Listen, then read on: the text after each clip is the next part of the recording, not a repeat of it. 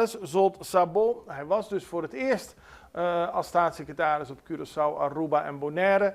En behalve een interview met de Extra heeft hij ook een eigen video opgenomen waarin hij terugblikt op zijn bezoek. En daar gaan we nu naar kijken. Recent bezocht ik als staatssecretaris Koninkrijksrelaties de eilanden Aruba, Bonaire en Curaçao. Prachtige eilanden die deel uitmaken van ons koninkrijk. Maar ook eilanden met een grote uitdaging als het gaat om economische ontwikkeling.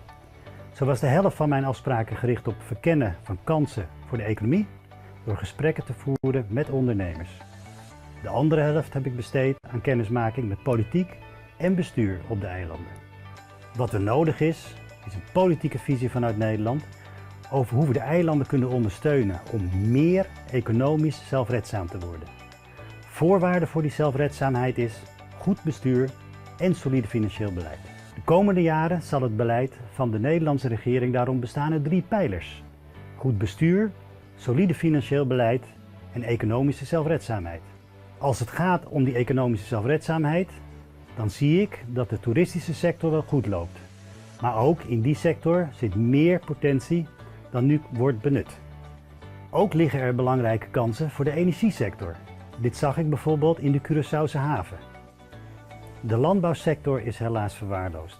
Voedsel wordt voor een belangrijk deel geïmporteerd. Hierdoor kost dus een liter melk in de supermarkt rond de €3,50 en een kilo sperziebonen zelfs €16. Prijzen die in Nederland ongekend zijn en voor de eilandbewoners een grote dagelijkse last. En het kan anders als er ingezet wordt op innovaties in de landbouw en veeteelt. En dat dit mogelijk is, heb ik gezien op de plekken waar gebruik wordt gemaakt van slimme innovaties. Zo ben ik bij een kweker langs geweest op Aruba, die buiten in de hitte sla kweekte van hoge kwaliteit. Het kan dus wel. Maar voorwaarde is ook goed onderwijs, waardoor meer hoger opgeleiden bij kunnen dragen aan de economische ontwikkelingen op de eilanden. In Nederland worden wel eens vraagtekens gezet bij de toekomst van de eilanden.